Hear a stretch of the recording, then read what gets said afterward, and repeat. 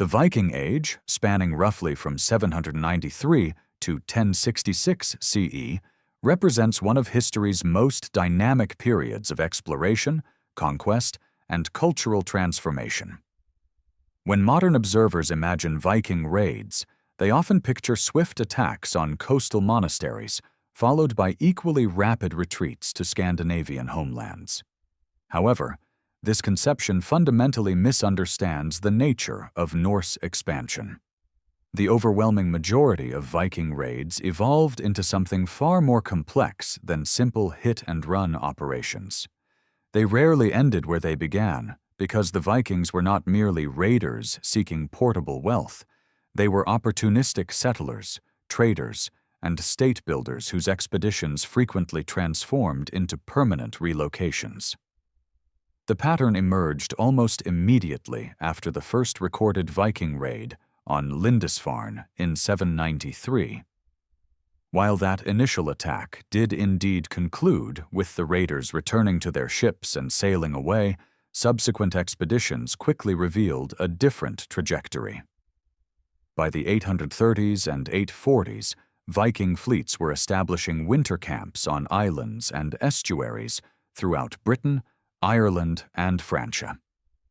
These overwintering sites represented the first step in a predictable progression from raiding to settlement. The strategic logic was straightforward. Maintaining a forward base eliminated the need for seasonal Atlantic crossings, allowed for extended campaigning, and provided opportunities to assess local conditions for potential colonization. The establishment of long forts, fortified ship harbors around Ireland exemplifies this evolution. Dublin, founded around 841 as a Viking base, began as precisely the kind of temporary encampment that might have been abandoned after a successful raiding season. Instead, it became a thriving Norse Gaelic city that endured for centuries. The Vikings recognized that Dublin's position offered unparalleled access to Irish slave markets, trade routes extending across the Irish Sea, and agricultural resources in the surrounding countryside. Abandoning such advantages to return to marginal farmland in Norway made little economic or strategic sense. This pattern repeated across the Viking world with remarkable consistency. The great heathen army that invaded England in 865 arrived with explicit intentions beyond raiding. Contemporary chronicles describe it as a massive force that clearly intended to conquer and settle rather than simply extract tribute. The army's leaders, traditionally identified as the sons of the legendary Ragnar Lothbrok, seeking revenge for their father's death, divided conquered English territories among themselves. Northumbria, East Anglia, and much of Mercia fell under Viking control, creating the Danelaw, a region where Scandinavian law, language, and customs dominated for generations. The reasons Viking raids rarely ended where they began emerge from understanding the push and pull factors driving Norse expansion. Scandinavia, in the 8th and 9th centuries, faced significant demographic and political pressures. Population growth strained agricultural resources in regions where arable land was scarce and the growing season short. Primogeniture inheritance customs meant younger sons often received little or no land, creating a class of ambitious young men with martial skills but limited prospects at home. Simultaneously, political consolidation under increasingly powerful kings threatened the independence of local chieftains, motivating some to seek their fortunes abroad rather than submit to royal authority.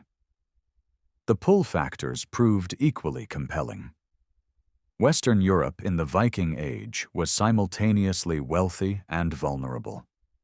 The Carolingian Empire, despite its military strength, could not effectively defend thousands of miles of coastline and navigable rivers.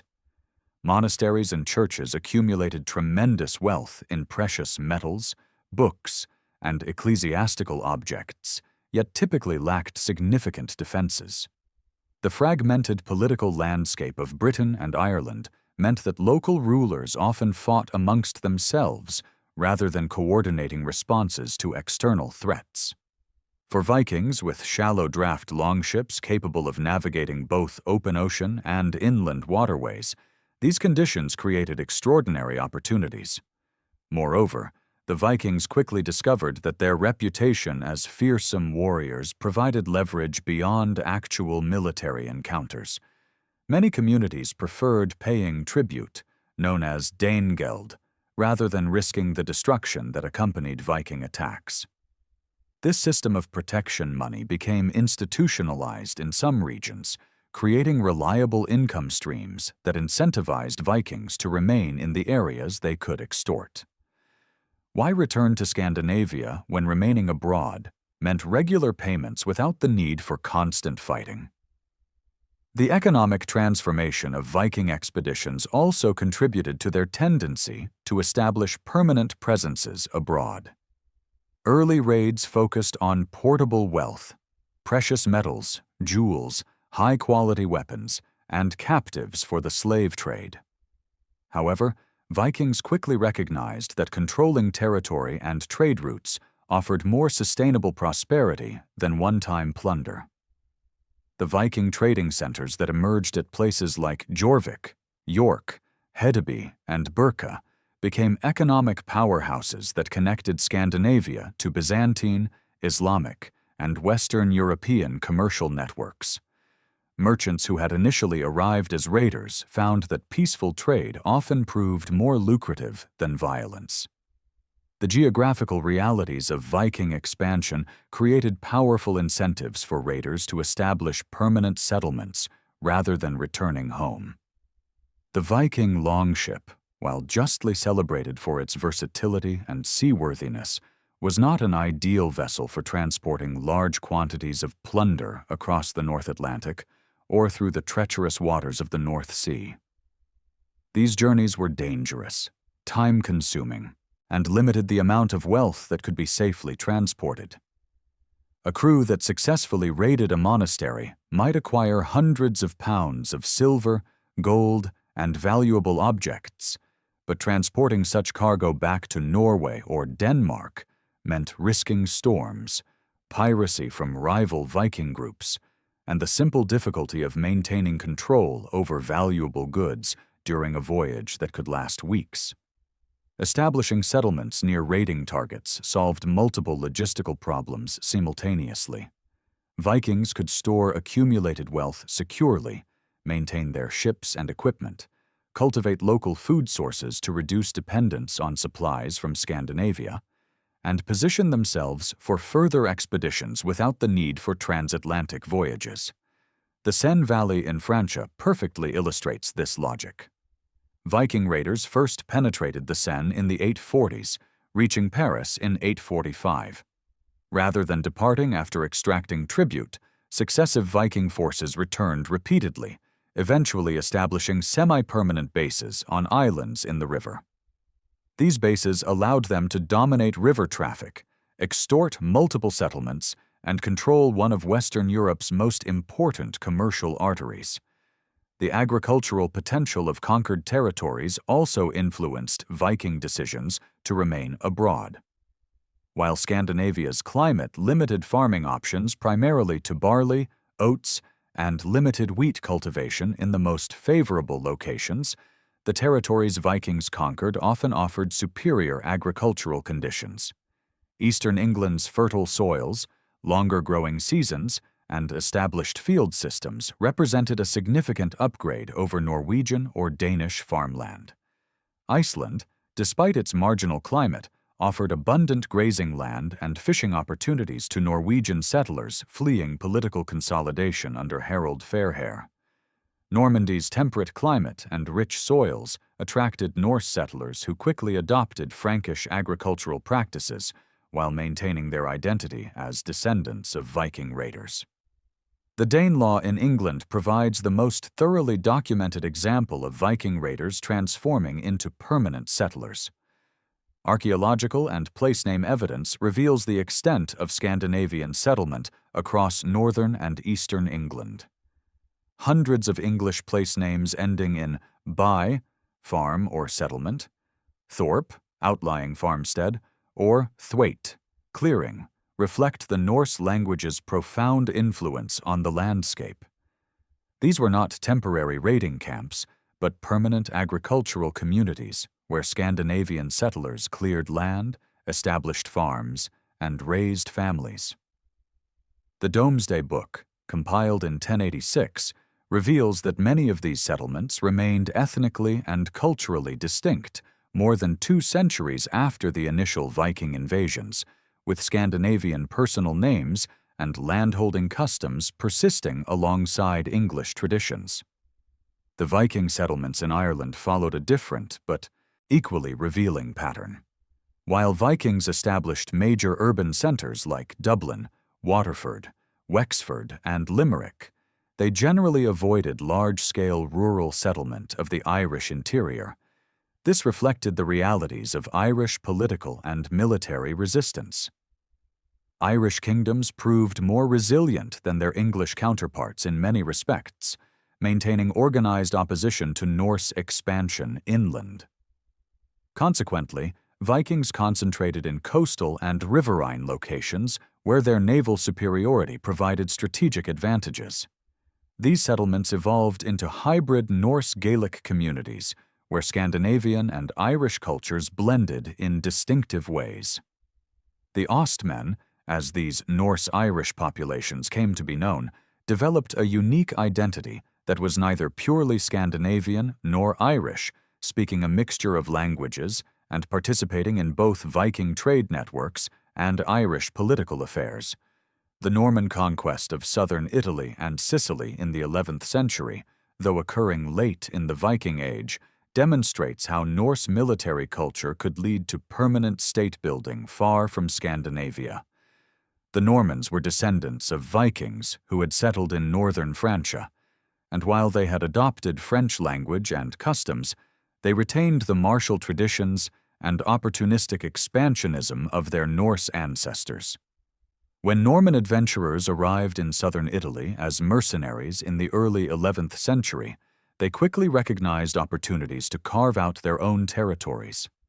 Rather than returning to Normandy after completing their contracts, they conquered lands for themselves, eventually creating the Kingdom of Sicily, one of medieval Europe's most sophisticated and prosperous states. The Viking settlement of the North Atlantic islands represents perhaps the purest example of raids transforming into colonization. The Faroe Islands, Iceland, and Greenland were uninhabited or sparsely populated when Norse explorers arrived. These expeditions began as extensions of raiding voyages, with crews exploring westward in search of new targets or following reports of lands sighted during storms. However, the discovery of these islands triggered deliberate colonization efforts. Iceland's settlement, beginning in the 870s, was sufficiently organized that medieval sources preserve detailed accounts of the original settlers, their origins, and the lands they claimed. This was not opportunistic raiding, but planned migration, yet it emerged directly from the culture and maritime capabilities developed during the raiding era.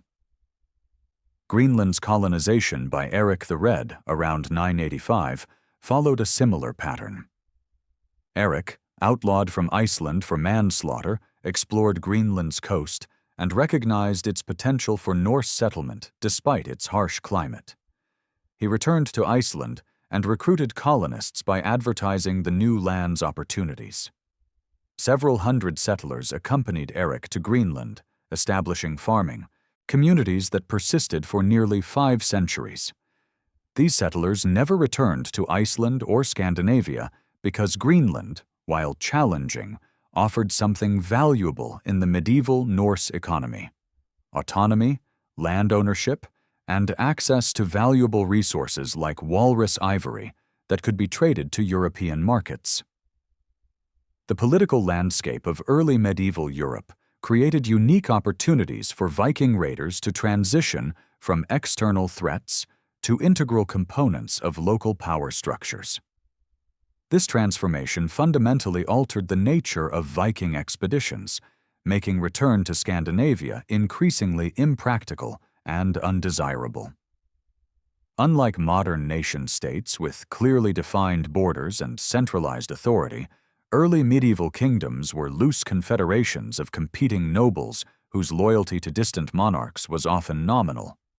This fragmentation allowed Vikings to exploit divisions among local rulers, forming alliances, offering military service, and eventually claiming territories for themselves.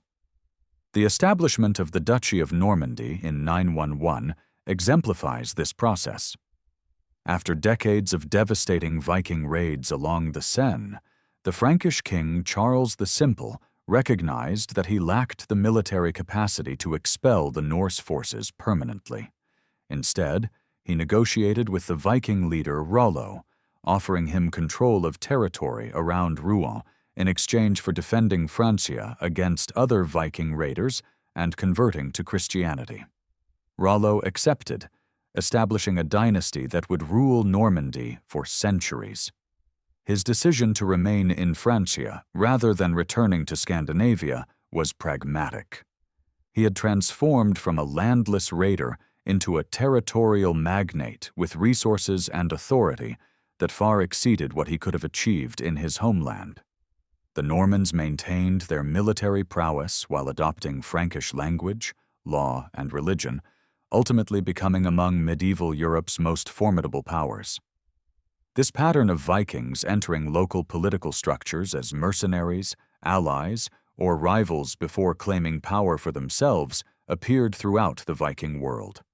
In Ireland, Norse raiders frequently allied with Irish kings against their rivals, providing naval power and military expertise in exchange for payment and plunder rights. These alliances sometimes evolved into more permanent arrangements, with Viking leaders marrying into Irish royal families and their descendants claiming both Norse and Irish heritage.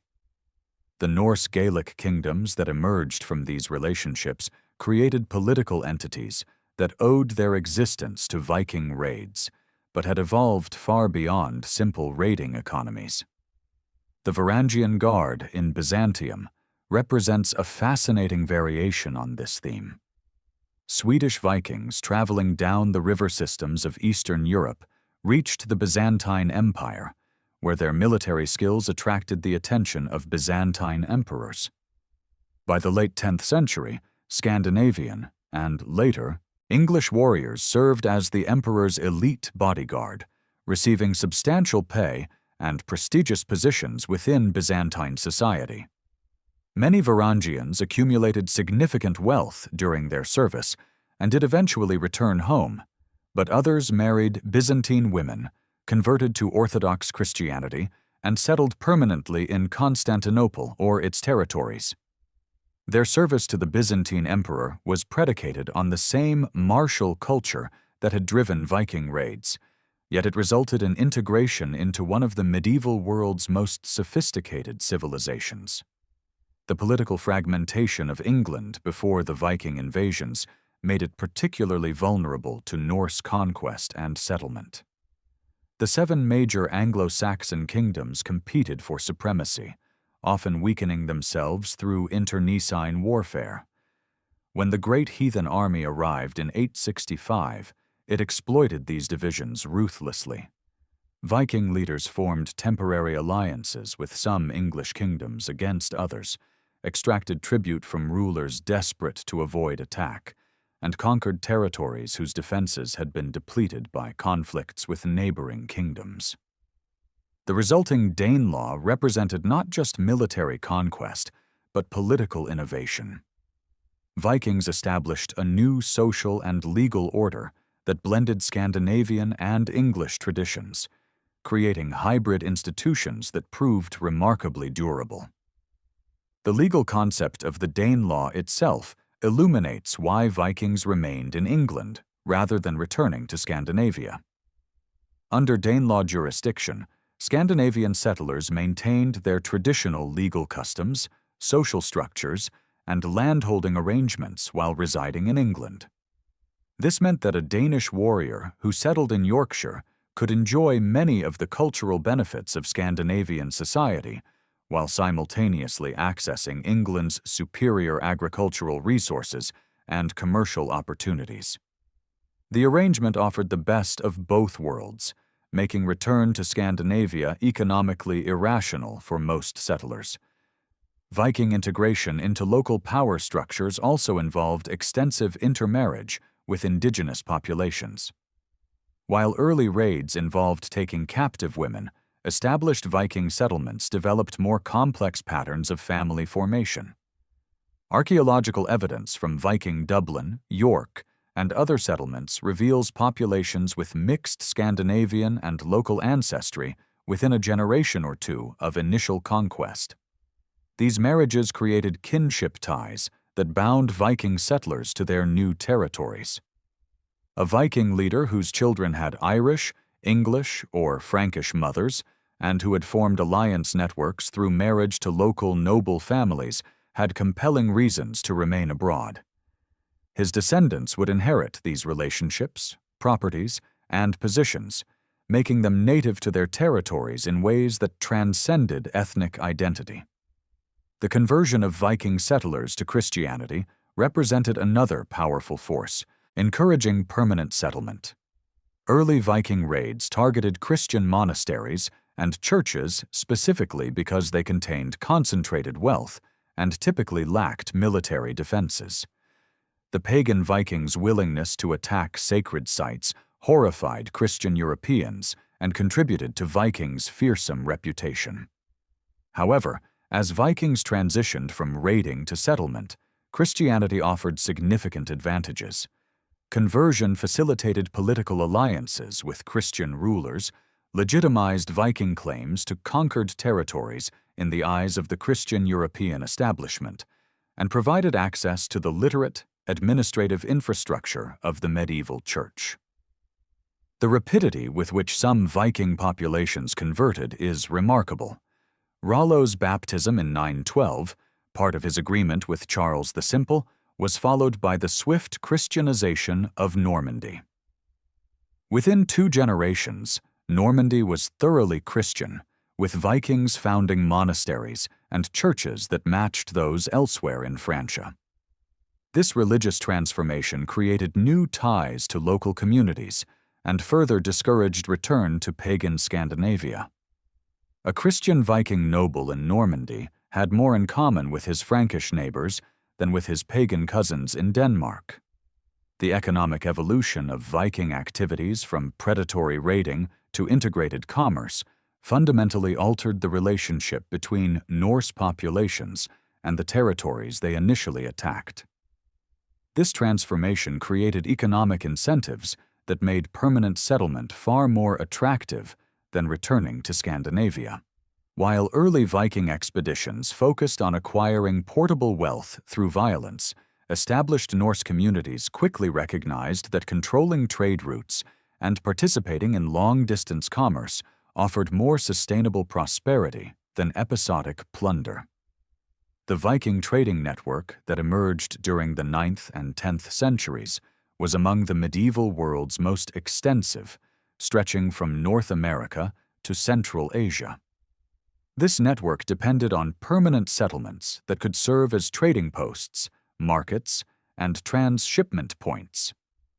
Cities like Hedeby in Denmark, Birka in Sweden, and Kaupang in Norway functioned as commercial hubs within Scandinavia, but the most profitable nodes in the Viking trading system were those established in conquered territories abroad.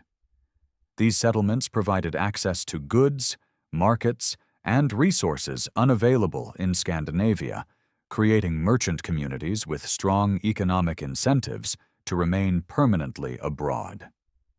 Jorvik, the Viking name for York, exemplifies this commercial transformation.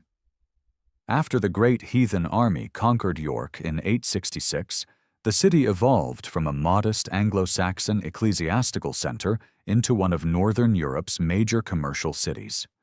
Archaeological excavations at York have revealed extensive evidence of craft production, international trade, and economic specialization. Viking Age York, produced high-quality metalwork, jewelry, textiles, and leather goods for both local consumption and export. The city's workshops processed raw materials from across the known world: amber from the Baltic, silk from Byzantium or beyond, silver from Islamic lands, and walrus ivory from the Arctic. Merchants and craftsmen who had established profitable businesses in York had no reason to abandon their enterprises to return to Scandinavia. The slave trade represented one of the Viking economy's most significant and disturbing components, and it too encouraged permanent settlement abroad. Vikings captured slaves during raids across Europe, but the most profitable slave markets were not in Scandinavia, but rather in the Islamic world and Byzantium, where demand for enslaved labor was substantial and prices high. Dublin became the Viking world's premier slave trading center, with captives from throughout the British Isles and beyond passing through its markets. The merchants, guards, and infrastructure required to maintain this trade created an economic ecosystem that depended on Dublin's permanent operation. The profits from slave trading funded the city's growth, attracted additional settlers, and made Dublin one of the wealthiest cities in the Irish Sea region. The Eastern Viking routes, developed primarily by Swedish Russ, illustrate how trade could completely supersede raiding as the primary economic activity. Swedish Vikings established a network of trading posts along the river systems connecting the Baltic to the Black and Caspian Seas. These routes provided access to Byzantine and Islamic markets where Scandinavian products, particularly furs, amber, and slaves, commanded premium prices. The Rus established permanent settlements at strategic locations like Staraya Ladoga, Novgorod, and Kiev, evolving from raiders and traders into rulers of nascent Slavic states. The economic opportunities available through trade with Byzantium and the Islamic caliphates far exceeded anything available through raiding the relatively poor communities of the Baltic region, making return to Sweden economically irrational. The integration of Vikings into existing European commercial networks also created dependencies that discouraged return to Scandinavia. Vikings who settled in trading centers became embedded in credit relationships, business partnerships, and supply chains that transcended ethnic boundaries. A Norse merchant in Hedeby might have business relationships with Frisian traders, partnerships with Slavic suppliers, and credit arrangements with Jewish merchants, all of which required his continued presence to maintain. These economic relationships created social ties and financial obligations that bound Vikings to their adopted homes as effectively as political or military considerations. The evolution of Viking longships themselves reflects this economic transformation. Early raiding vessels prioritized speed, shallow draft, and the ability to carry warriors for hit-and-run attacks. As Viking activities shifted toward trade and settlement, ship designs adapted. The Nar, a broader, deeper cargo vessel, became increasingly common for commercial voyages, optimized for carrying goods rather than warriors. This shift in maritime technology both reflected and reinforced the transition from raiding to trading.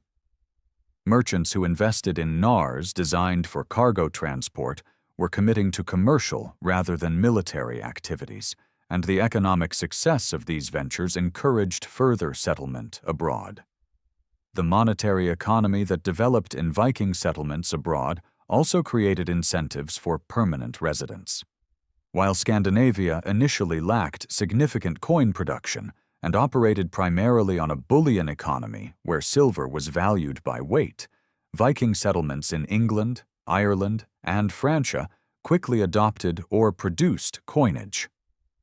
The Viking kings of York minted coins modeled on English types but bearing Scandinavian names and symbols. This monetary production both facilitated commerce and symbolized political legitimacy. Moneyers, merchants, and officials involved in these monetary systems had interests tied specifically to their local economies, making them stakeholders in the continued prosperity of their adopted homes rather than distant Scandinavia. Agricultural trade complemented Viking commercial activities and further encouraged settlement. England's Danelaw produced grain surpluses that could be exported to Scandinavia and other regions. Normandy's farms became major suppliers of foodstuffs to northern Francia. These agricultural exports created economic relationships where Viking settlements abroad served as breadbaskets for their homelands, reversing the flow of wealth and resources.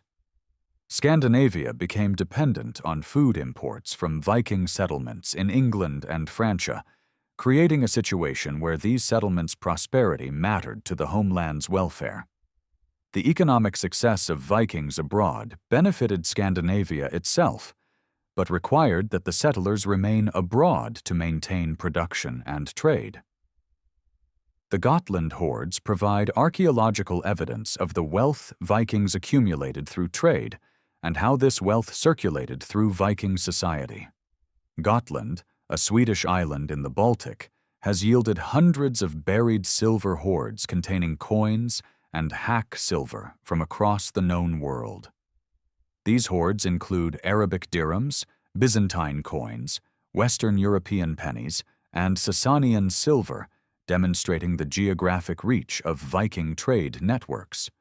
However, the concentration of these hoards on Gotland rather than in mainland Scandinavia suggests that successful Vikings often retired to locations where they could enjoy their wealth in relative security and comfort. Some returned to Scandinavia, but many others remained abroad or relocated to intermediary positions like Gotland that connected the Viking world's various components. The cultural transformation of Viking populations abroad represents perhaps the most fundamental reason why raids rarely ended where they began. Within 1 or 2 generations, Vikings who had settled in foreign territories developed hybrid identities that made them distinct from both their Scandinavian ancestors and the indigenous populations they had conquered. These new cultural formations created communities whose members were neither fully Norse, nor fully English, Irish, or Frankish, but something entirely new. This cultural evolution meant that return to Scandinavia became not merely impractical, but psychologically and socially impossible for many Viking descendants. Language provides the clearest evidence of this cultural blending. Old Norse, the language spoken by Viking raiders, rapidly evolved in contact with local languages. In England, Norse and Old English were sufficiently similar that speakers could achieve mutual intelligibility with some effort, leading to extensive linguistic borrowing in both directions. Modern English contains thousands of words derived from Old Norse, including fundamental terms like sky, egg, knife, and window, as well as grammatical structures influenced by Norse syntax. This linguistic fusion created a unique dialect in the Danelaw that was neither pure Old English nor pure Old Norse. By the 2nd or 3rd generation, Viking settlers' descendants spoke this hybrid language natively, and many likely had limited fluency in the Scandinavian languages of their grandparents' homeland. In Normandy, the linguistic transformation was even more dramatic. Within 2 generations of Rollo's settlement, the Norse language had been almost entirely abandoned in favor of a distinctive Norman dialect of Old French. By the time of the Norman conquest of England in 1066, less than 2 centuries after Viking settlement, the Normans were French-speaking, and their Scandinavian linguistic heritage had virtually disappeared. This rapid linguistic assimilation reflected the Normans' pragmatic approach to power. Maintaining Norse identity mattered less than securing their position within Frankish political structures, and adopting the French language facilitated that integration. However, it also meant that Normans of the 11th century had no linguistic connection to Scandinavia, making return culturally impractical. Religious conversion fundamentally altered Viking identity and created powerful barriers to return. The transition from Norse paganism to Christianity involved more than simply changing the gods one worshipped. It required adopting an entirely different worldview, value system, and set of social practices. Christian Vikings could no longer participate in traditional Scandinavian religious festivals, had different burial customs, observed different holy days, and accepted moral prohibitions on behaviors that pagan Norse society had considered acceptable or even admirable. The Christian prohibition on polygyny alone represented a significant shift for Viking elites, who had often maintained multiple wives and concubines as demonstrations of status and means of creating political alliances. The speed and completeness of Christianization in some Viking settlements is remarkable and reflects the social advantages conversion offered. In Normandy, Christian religious institutions flourished within decades of initial Viking settlement. Norman nobles founded monasteries, endowed churches, and went on pilgrimages to Rome and Jerusalem, behaviors that would have been incomprehensible to their pagan ancestors. These religious commitments created social networks and obligations that bound Norman Vikings to Christian Europe rather than pagan Scandinavia. A Norman lord who had founded a monastery and served as its patron could not simply abandon that institution to return to Denmark without violating fundamental Christian responsibilities. The archaeological record reveals how thoroughly Viking material culture transformed in settled territories. Early Viking graves in England and Ireland contain distinctively Scandinavian artifacts. Characteristic oval brooches, specific weapon types, and grave goods arranged according to Norse customs. However, within a generation or two, burial practices begin to show mixed characteristics, combining Scandinavian and local traditions. By the third generation, many burials are indistinguishable from those of the indigenous population, suggesting that Viking descendants had adopted local customs, dress, and material culture. This transformation extended beyond death to daily life. Vikings abroad began building houses in local styles, wearing local fashions, and using locally produced goods rather than maintaining purely Scandinavian material culture. Intermarriage accelerated cultural integration and created populations with divided loyalties that complicated any notion of return. The children of Viking fathers and English, Irish, or Frankish mothers grew up bilingual or spoke primarily their mother's languages, learned their mother's customs and stories, had relationships with their mother's kin groups, and often inherited property through maternal as well as paternal lines.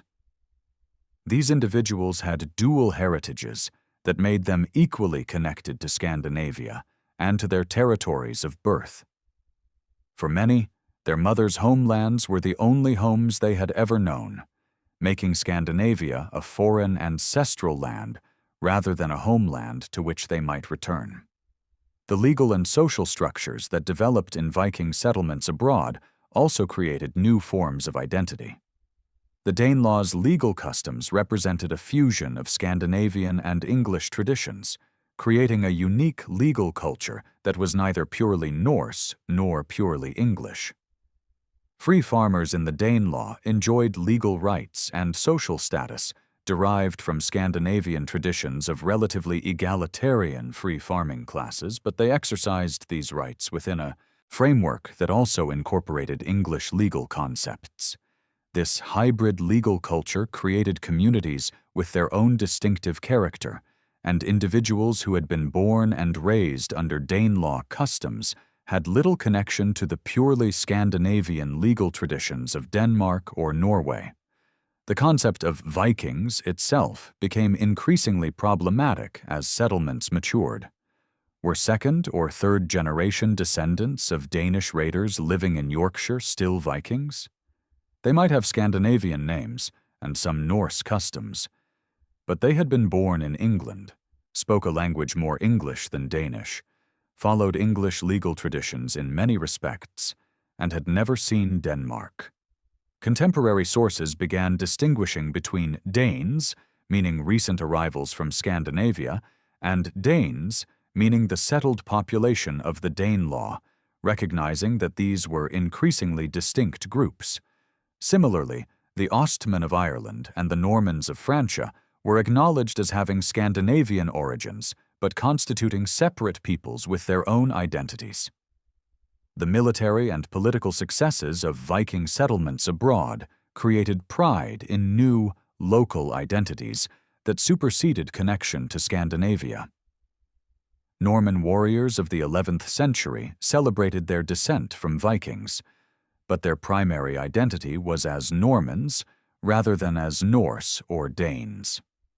They fought for Norman interests, advanced Norman power, and viewed themselves as distinct from and often superior to other peoples, including contemporary Scandinavians.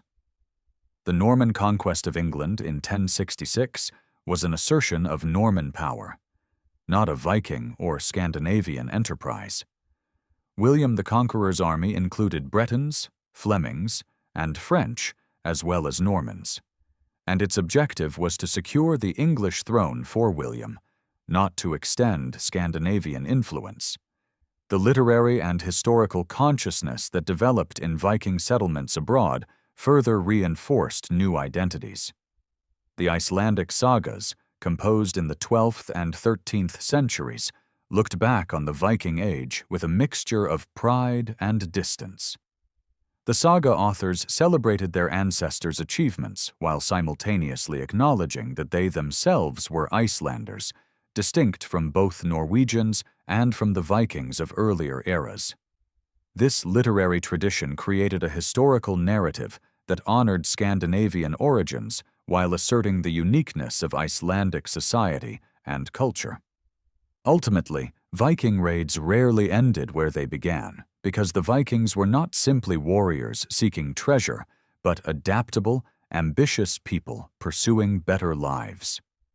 When they found territories offering superior resources, economic opportunities, political power, and social advancement, they stayed and built new societies.